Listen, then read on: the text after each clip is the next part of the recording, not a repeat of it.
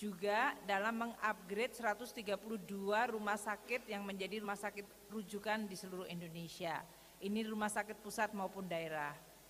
Di dalam 75 triliun juga termasuk insentif bagi tenaga medis, yaitu untuk dokter spesialis sebesar 15 juta per bulan, kemudian dokter umum, dokter gigi adalah 10 juta per bulan, untuk perawat 7,5 juta per bulan dan per bulan dan per bulan dan per bulan dan telah 5 juta per bulan.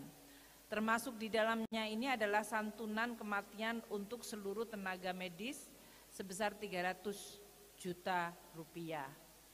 Dari penyaluran 75 triliun ini bisa melalui BNPB sebagai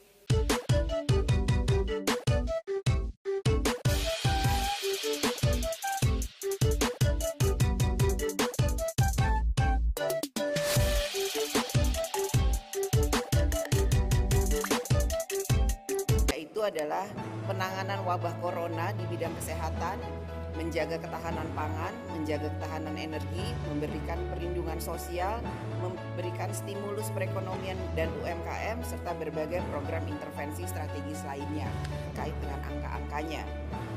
DPR juga menyampaikan kepada pemerintah terkait pelebaran defisit agar dapat digunakan sesuai dengan kebutuhan dan kemampuan keuangan negara, sehingga tetap memperhatikan beban risiko fiskal di masa yang akan datang dan hanya akan dipergunakan jika memang situasinya sudah sangat darurat atau sangat urgent, sehingga tidak menggunakan pelebaran defisit itu untuk waktu-waktu yang tidak dibutuhkan.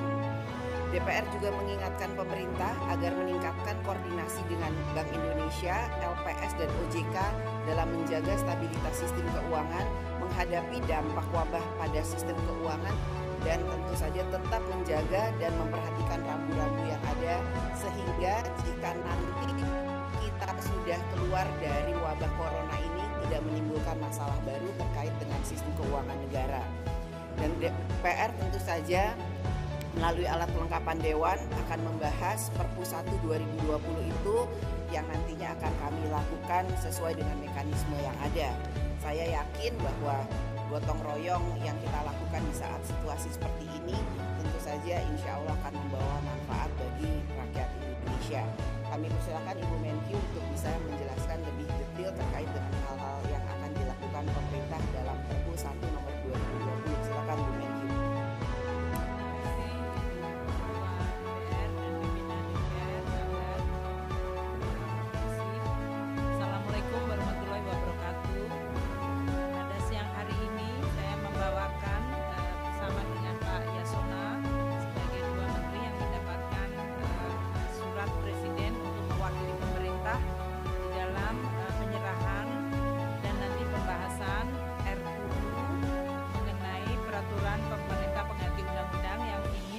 Menjadi undang-undang Perpu nomor 1 tahun 2020 menyangkut keuangan negara dan stabilitas sistem keuangan. Seperti disampaikan dalam pernyataan Bapak Presiden 2 hari yang lalu, beliau telah menandatangani Perpu di dalam rangka untuk merespons kondisi penyebaran COVID di seluruh dunia. Lebih dari 200 negara di seluruh dunia menghadapi penyebaran COVID yang telah menjadi krisis kesehatan dan krisis kemanusiaan, dan ini berpotensi menciptakan krisis ekonomi maupun krisis keuangan. Oleh karena itu, langkah-langkah yang extraordinary, luar biasa perlu dilakukan karena kita menghadapi kondisi yang extraordinary, yang di luar kebiasaan.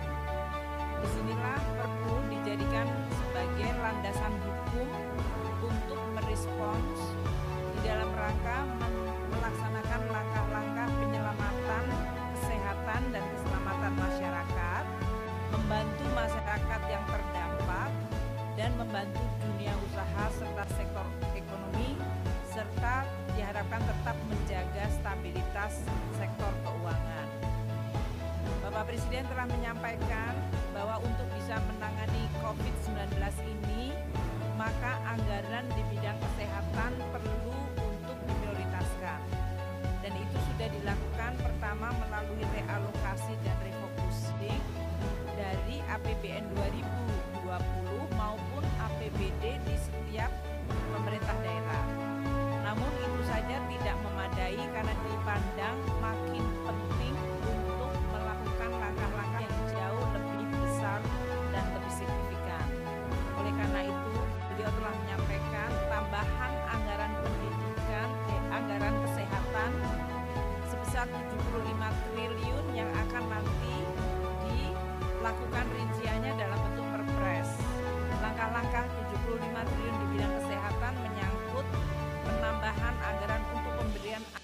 alat kesehatan termasuk alat pelindung diri bagi seluruh tenaga medis, juga dalam mengupgrade 132 rumah sakit yang menjadi rumah sakit rujukan di seluruh Indonesia. Ini rumah sakit pusat maupun daerah. Di dalam 75 triliun juga termasuk insentif bagi tenaga medis, yaitu untuk dokter spesialis sebesar 15 juta per bulan, kemudian dokter umum, dokter gigi adalah 10 juta per bulan, untuk perawat 7,5 juta per bulan dan telah 5 juta per bulan. Termasuk di dalamnya ini adalah santunan kematian untuk seluruh tenaga medis sebesar 300 juta rupiah. Dari penyaluran 75 triliun ini bisa melalui BNPB sebagai gugus tugas untuk penanganan COVID maupun melalui Kementerian Kesehatan dan sebagian juga melalui daerah. Yang kedua, Bapak Presiden juga menginstruksikan supaya jaminan dan bantuan sosial bisa ditingkatkan karena masyarakat terutama yang termiskin akan sangat terkena dengan langkah-langkah seperti pembatasan sosial yang meluas dan work from home, study from home, bahkan ibadah from home. Ini yang kemudian ditambahkan 110 triliun untuk peningkatan jaminan sosial bagi masyarakat. Ini mencakup 10 juta penerima PKH yang juga ditingkatkan manfaatnya dan 20 juta naik dari 15,2 juta untuk mereka yang mendapatkan kartu sembako atau santunan untuk pembelian barang-barang pokok, dan juga untuk pembebasan listrik bagi 450 VA pelanggan sebanyak 24 juta plus 7 juta pelanggan 900 VA yang diberikan diskon 50% untuk 3 bulan.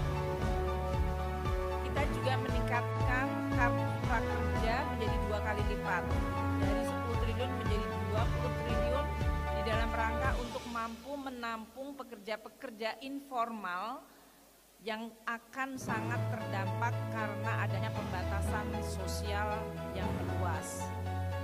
Juga beberapa langkah bersama pemerintah daerah di dalam rangka untuk menanggulangi mereka yang terdampak baik itu di tenaga kerja formal maupun informal. Di dalam paket ini Bapak Presiden menambahkan 70 triliun untuk mendukung dunia usaha yang menghadapi masa sulit. Ini untuk membebaskan mereka dari pajak 21 yaitu pajak karyawan dan PPN yang ditanggung pemerintah, serta untuk PPh 25 yang akan mendapatkan pengurangan 30% selama 6 bulan. Di dalam Perpu juga dimasukkan penurunan tarif PPh dari 25% menjadi 22%. Ini semuanya adalah bagian dari keuangan negara yang masuk di dalam Perpu agar bisa dengan segera dan efektif membantu masyarakat dan dunia usaha yang menghadapi situasi yang sangat sulit di dalam kondisi yang luar biasa ini.